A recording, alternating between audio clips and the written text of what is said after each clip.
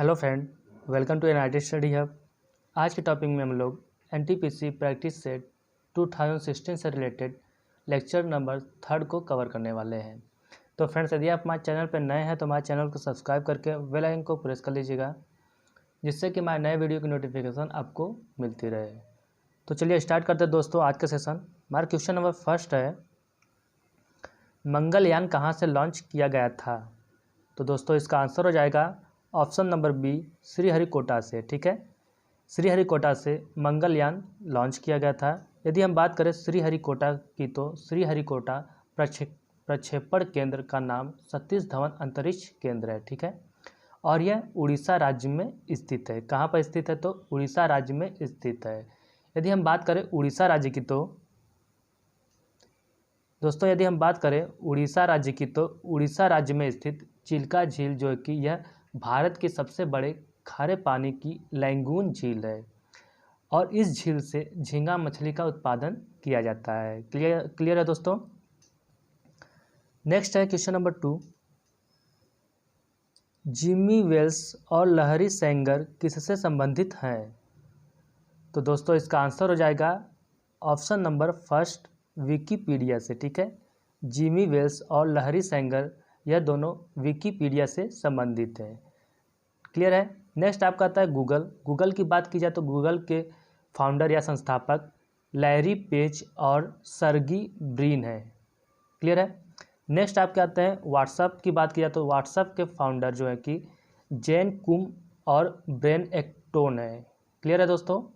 Next आपका आता है ऑप्शन नंबर डी, फेसबुक के संस्थापक मार्क जुगरबर्ग हैं। समझ में आया फ्रेंड्स? तो इन सभी बातों को आप याद रखिएगा, जो आपके हर एग्ज़ाम के लिए बहुत ही महत्वपूर्ण है। नेक्स्ट है क्वेश्चन नंबर 3, सेशल्स द्वीप कहाँ स्थित है? तो दोस्तों इसका आंसर हो जाएगा ऑप्शन नंबर फर्स्ट, हिंद महासागर में। ठीक है, हिंद महासागर में सेशल्स द्वीप स्थित है। समझ में आया फ्रेंड्स? नेक्स्ट है क्वेश्चन नंबर 4, इंटरपोल का मुख्यालय कहाँ स्थित है? तो दोस्तों इसका आंसर हो जाएगा ऑप्शन नंबर सी, लियोस में। ठीक है, लियोस में इंटरपोल का मुख्यालय स्थित है, और इसकी स्थापना 1923 में की गई थी। ठीक है, 1923 में इंटरपोल की स्थापना की गई थी। यह एक अंतर्राष्ट्रीय स्तर पर पुलिस व्यवस्था है। ठीक है, और इसमें रेड सूची के अधीन अपराधी आतंक को पकड़ा जाता है। ठीक है, किसी भी कंट्री के भी हों, अगर वो रेड सूची में शामिल है तो उसको इंटरपोल पुलिस ही पकड़ती है। क्लियर है दोस्तों। नेक्स्ट है क्वेश्चन नंबर 5, कुंचिकल जलप्रपात कहाँ पाया जाता है? तो दोस्तों कुंचिकल जलप्रपात जो है कि वह कर्नाटक राज्य में स्थित है। क्लियर है, इसका ऑप्शन नंबर बी सही होगा। कुंचिकल जलप्रपात की बात की जाए तो कुंचिकल जलप्रपात जो है यह भारत का सबसे अधिक ऊंचाई पर स्थित जलप्रपात है। क्लियर है। नेक्स्ट आपका आता है कर्नाटक राज्य से ही जोग या गरसोप्पा जलप्रपात, जिसे गांधी जलप्रपात के नाम से जाना जाता है। यह जलप्रपात कर्नाटक राज्य में स्थित है और भारत की सबसे ऊंचा जलप्रपात है। ठीक है, सबसे ऊंचा जलप्रपात की जो ऐसे सपोज दैट हम लोग कुछ समझ लेते हैं ऐसे सब, ये आपका क्या है, जो क्या कहता है वाटरफॉल्स या जो जलप्रपात सीधा ऊपर से नीचे गिरता है, वो आप क्या है सबसे अधिक ऊंचाई पे स्थित है। और सबसे ऊंचा जलप्रपात का कहने का मतलब जो है कि कुछ इस तरह से आपका क्या है माउंटेन है, तो जलप्रपात यहाँ स्थित है और कहाँ गिरता है तो यहीं पे आके गिर जाता है। तो ये सबसे अधिक ऊंचाई पर स्थित जलप्रपात तो आपका हो गया कुंचिकल जलप्रपात। और जोग या गरसोप्पा जलप्रपात जो है कि सबसे अधिक ऊंचा जलप्रपात है, वो आपका कर्नाटक राज्य में स्थित है। तो इन सभी बातों को आप याद रखिएगा, जो कि एसएससी और यूपी पुलिस दोनों में पूछा गया है। क्लियर है। नेक्स्ट है क्वेश्चन नंबर 6 फ्रेंड्स, कागज़ का आविष्कारक कहाँ पर हुआ था? कागज़ का आविष्कार कहाँ पर हुआ था? तो दोस्तों इसका आंसर हो जाएगा ऑप्शन नंबर फर्स्ट, चीन में। ठीक है, कागज़ का आविष्कार चीन में हुआ था। यदि हम बात करें कागज़ की, तो कागज़ जो है कि पेपरस, ये जो वर्ड है पेपरस, यह एग्जाम में पूछा गया है।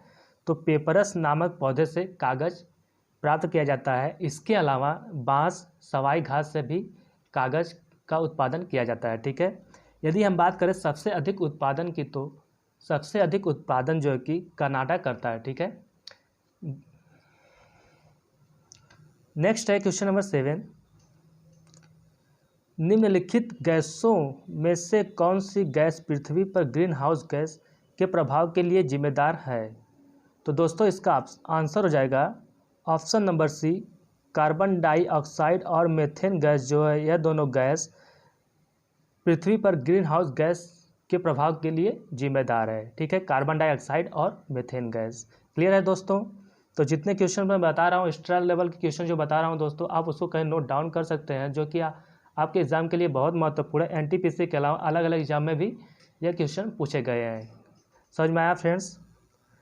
नेक्स्ट है क्वेश्चन नंबर 8।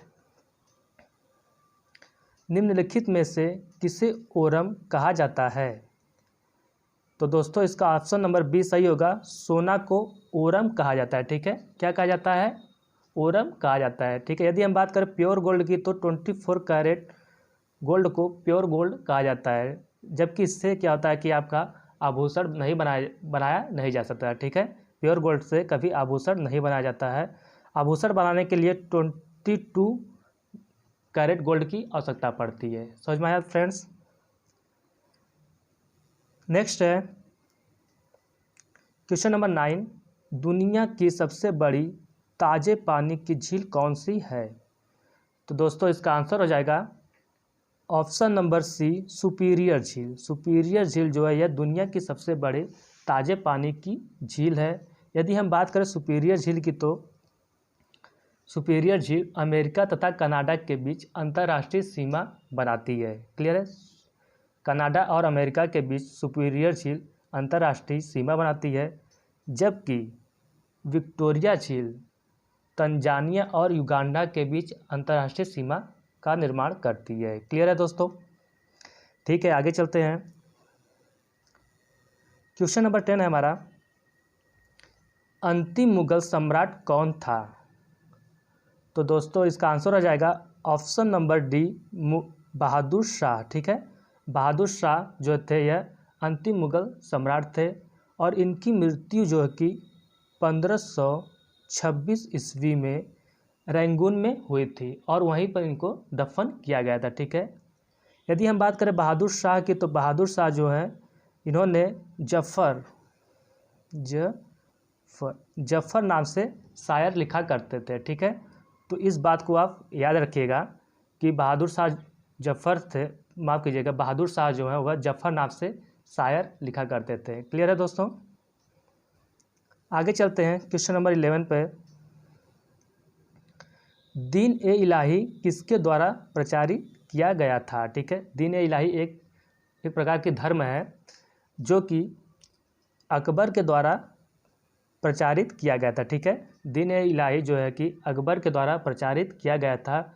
दीन ए इलाही धर्म जो कि 1583 ईस्वी में अकबर द्वारा चलाया गया था। ठीक है, यदि हम बात करें बीरबल की, तो बीरबल मात्र एक ऐसे हिंदू धर्म के व्यक्ति थे जिन्होंने दीन ए इलाही धर्म को अपनाया था। ठीक है दोस्तों,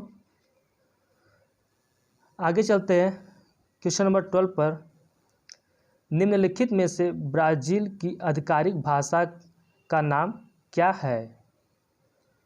तो दोस्तों इसका आंसर हो जाएगा ऑप्शन नंबर ए, पुर्तगाली। ब्राज़ील की आधिकारिक भाषा का नाम पुर्तगाली है, और पुर्तगाल की राजधानी की बात किया जाए तो माफ़ कीजिएगा, ब्राज़ील की राजधानी की बात किया जाए तो साओ पाउलो ब्राज़ील की राजधानी है, और यहाँ की मुद्रा जो है रियल है। ठीक है, रियल कहाँ की मुद्रा है? तो आपकी ब्राज़ील की मुद्रा रियल है। ठीक है,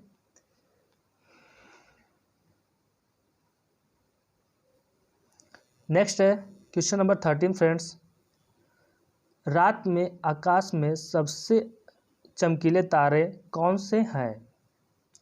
तो दोस्तों इसका आंसर हो जाएगा ऑप्शन नंबर बी, सिरियस ए। ठीक है, सिरियस ए जो है कि यह सबसे चमकीला तारा है। ठीक है, यदि हम भोर के तारे की बात करें, तो भोर के तारा को, शुक्र को भोर का तारा कहा जाता है, और पृथ्वी का सबसे निकटतम तारा सूर्य को कहा जाता है। ठीक है, पृथ्वी का सबसे निकटतम तारा तो सूर्य। ठीक है,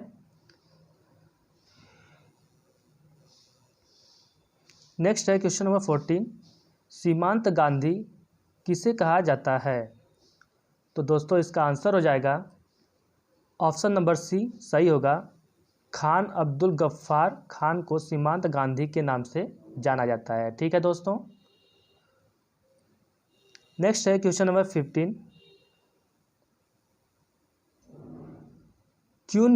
क्वीनबेरी रूल्स नामक कोड का अनुकरण किस खेल में किया जाता है?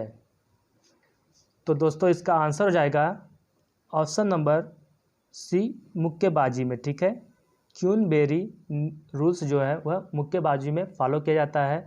मुक्केबाजी से रिलेटेड बात किया जाए तो मैरी कॉम और मोहम्मद अली, यह दोनों जो है कि मुक्केबाजी से रिलेटेड है। ठीक है, मोहम्मद अली जो है कि पाकिस्तान के खिलाड़ी हैं और जबकि मैरी कॉम भारतीय खिलाड़ी हैं। ठीक है दोस्तों, आगे चलते हैं क्वेश्चन नंबर 16, निम्नलिखित में से थाईलैंड की मुद्रा कौन सी है? तो दोस्तों इसका आंसर हो जाएगा ऑप्शन नंबर सी बहत। बहत जो है यह थाईलैंड की मुद्रा है। यदि हम बात करें इसकी राजधानी की तो थाईलैंड की राजधानी बैंकॉक है। ठीक है, बैंकॉक जो है यह थाईलैंड की राजधानी है। नेक्स्ट आपका आता है रिंगिट। रिंगिट की बात की जाए तो रिंगिट की मुद्रा जो कि रिंगिट जो है यह मलेशिया की मुद्रा है। समझ में आया फ्रेंड्स। नेक्स्ट आपका था युआन। युआन जो है कि यह चीन की मुद्रा है और रुपया जो है कि आपका भारत, पाकिस्तान, श्रीलंका और नेपाल की मुद्रा जो है कि रुपया के नाम से जाना जाता है। क्लियर है दोस्तों। नेक्स्ट है क्वेश्चन नंबर 17, इनमें से कौन सी गणित विषय पर लिखित एक मध्ययुगीन भारतीय पुस्तक है? तो दोस्तों इसका आंसर हो जाएगा option number B Lilavati. Lilavati जो है यह गणित विषय पर लिखित एक मध्ययुगीन भारतीय पुस्तक है और इसके रचयिता भास्कराचार्य द्वितीय। ठीक है, लीलावती पुस्तक के रचयिता जो है कि वह भास्कराचार्य द्वितीय है। क्लियर है फ्रेंड्स। नेक्स्ट है, आगे चलते हैं क्वेश्चन नंबर 18 पर, एक कॉम्पैक्ट डिस्क में किस तकनीकी का इस्तेमाल किया जाता है? तो दोस्तों जो कॉम्पैक्ट डिस्क होता है उसमें लेजर तकनीकी का इस्तेमाल किया जाता है। ठीक है, तो इसका ऑप्शन नंबर बी सही होगा, लेजर। ठीक है, तो दोस्तों हमारा क्वेश्चन नंबर 19 है, विश्व पर्यावरण दिवस कब मनाया जाता है? तो दोस्तों इसका आंसर हो जाएगा ऑप्शन नंबर सी 5 जून को। ठीक है, 5 जून को प्रत्येक वर्ष विश्व पर्यावरण दिवस के रूप में मनाया जाता है। इस साल की थीम यानी कि 2020 की विश्व पर्यावरण दिवस की थीम क्या थी? तो दोस्तों सेलिब्रेट बायोडाइवर्सिटी। ठीक है, सेलिब्रेट बायोडाइवर्सिटी 2020 की थीम थी, तो इसको भी आप याद रखिएगा।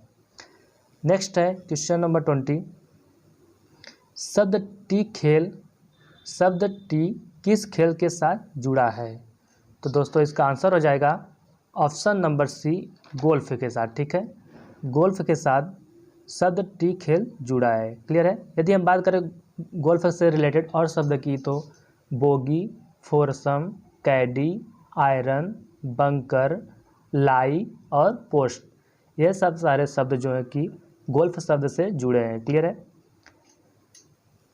नेक्स्ट है क्वेश्चन नंबर 21, भारत का राष्ट्रीय गीत किसने लिखा था? तो दोस्तों क्वेश्चन थोड़ा ध्यान से पढ़ा कीजिए एग्जाम में, क्योंकि वहाँ से थोड़ा कभी कभी कन्फ्यूजन हो जाता है। तो यहाँ पे पूछा है कि भारत का राष्ट्रीय गीत किसने लिखा था। ठीक है, तो इसका आंसर हो जाएगा दोस्तों option number B Bankim Chandra Chatterjee ने। ठीक है, भारत का राष्ट्रीय गीत बंकिम चंद्र चटर्जी ने लिखे थे, जबकि भारत का राष्ट्रीय गान रविन्द्रनाथ टैगोर ने लिखे थे। ठीक है, रविन्द्रनाथ टैगोर को 1913 में गीतांजलि, उनकी पुस्तक गीतांजलि के लिए नोबेल पुरस्कार दिया गया था। ठीक है।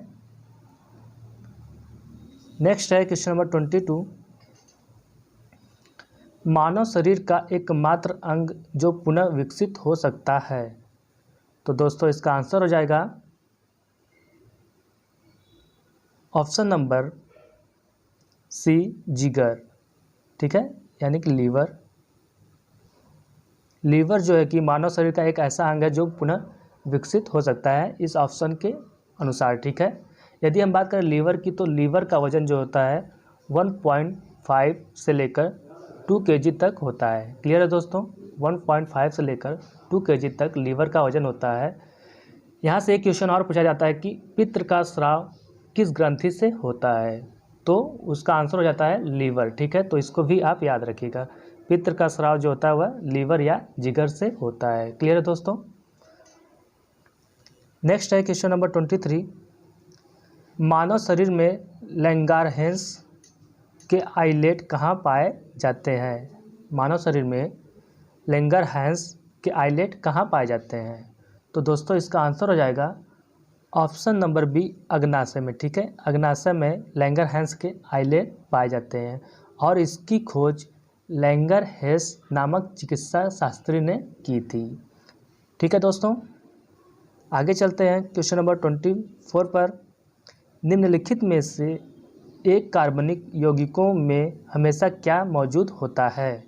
तो दोस्तों जितने भी कार्बनिक यौगिक हैं उसमें हमेशा कार्बन ही मौजूद रहता है, तो इसका आंसर हो जाएगा ऑप्शन नंबर फर्स्ट, कार्बन। ठीक है, यदि हम बात करें हीरा और ग्रेफाइट की, तो हीरा और ग्रेफाइट में कार्बन पाए जाते हैं। ठीक है, तो इसको भी आप याद रखिएगा।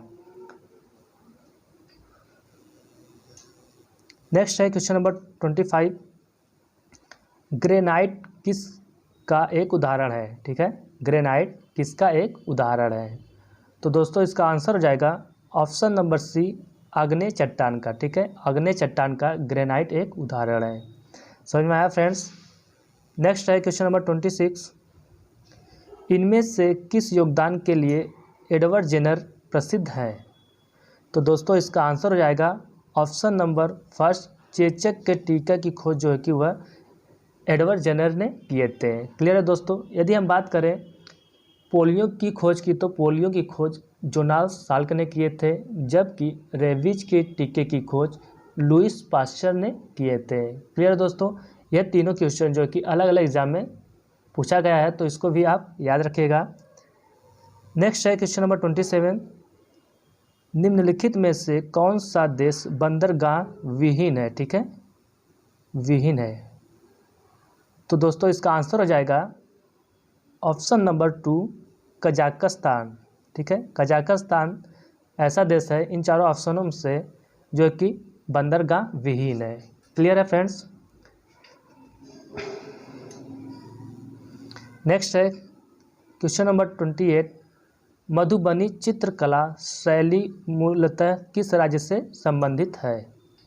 तो दोस्तों इसका आंसर हो जाएगा ऑप्शन नंबर सी, बिहार राज्य से मधुबनी चित्रकला शैली संबंधित है। ठीक है, बिहार राज्य से एक क्वेश्चन और काफ़ी बार पूछा जाता है एग्जाम में कि कोसी परियोजना किस नदी पर बनाई गई है, या फिर कोसी परियोजना किस राज्य में स्थित है? तो कोसी परियोजना जो है कि यह बिहार राज्य में कोसी नदी पर बनाई गई है। ठीक है, और कोसी नदी को बिहार का शोक के नाम से जाना जाता है।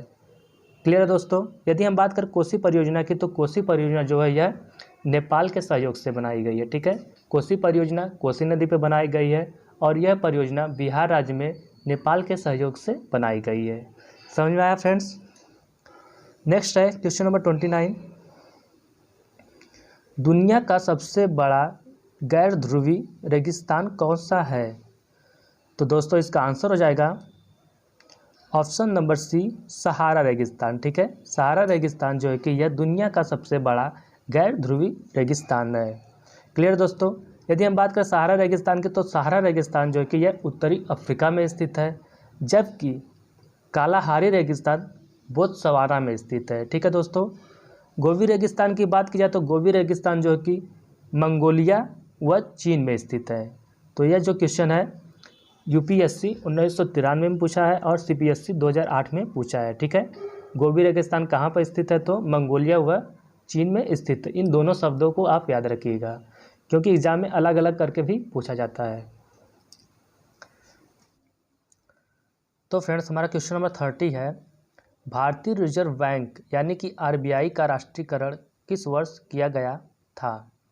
तो दोस्तों इसका आंसर हो जाएगा ऑप्शन नंबर सी 1949 में भारतीय रिजर्व बैंक यानी कि आरबीआई का राष्ट्रीयकरण किया गया था। ठीक है, यदि हम बात करें आरबीआई की, तो आरबीआई की स्थापना 1 अप्रैल 1935 में किया गया था। ठीक है फ्रेंड्स, नेक्स्ट यदि हम बात करें एसबीआई की, तो एसबीआई का राष्ट्रीयकरण 1955 में किया गया था। 1955 में एसबीआई का राष्ट्रीयकरण किया गया था। क्लियर है दोस्तों? नेक्स्ट आगे चलते हैं। आज का लास्ट क्वेश्चन है हमारा क्वेश्चन नंबर 31। किस क्रांतिकारी ने खुद से मौत को गले लगाया था? तो दोस्तों इसका आंसर हो जाएगा option number D Chandrashekhar Azad ने। ठीक है, चंद्रशेखर आज़ाद ने खुद से मौत को गले लगाया था। ठीक है, यदि हम बात करें इनकी, तो 27 फरवरी 1931 में, ठीक है, 27 फरवरी 1931 ईस्वी में इलाहाबाद के अल्फ्रेड पार्क में खुद को गोली मारे थे। क्लियर है दोस्तों? कहाँ पर और किस स्थान पे? तो 1931 में इलाहाबाद के अल्फ्रेड पार्क में चंद्रशेखर आज़ाद ने खुद को गोली मारी थी। क्लियर है दोस्तों? तो फ्रेंड्स, आई होप कि आप सभी को यह सेशन पसंद आया हो। तो वीडियो को लाइक्स और कमेंट करते रहिएगा और अपने दोस्तों को भी शेयर करते रहिएगा। तब तक के लिए मिलते हैं फ्रेंड्स नेक्स्ट वीडियो में नेक्स्ट लेक्चर के साथ। जय हिंद, जय भारत।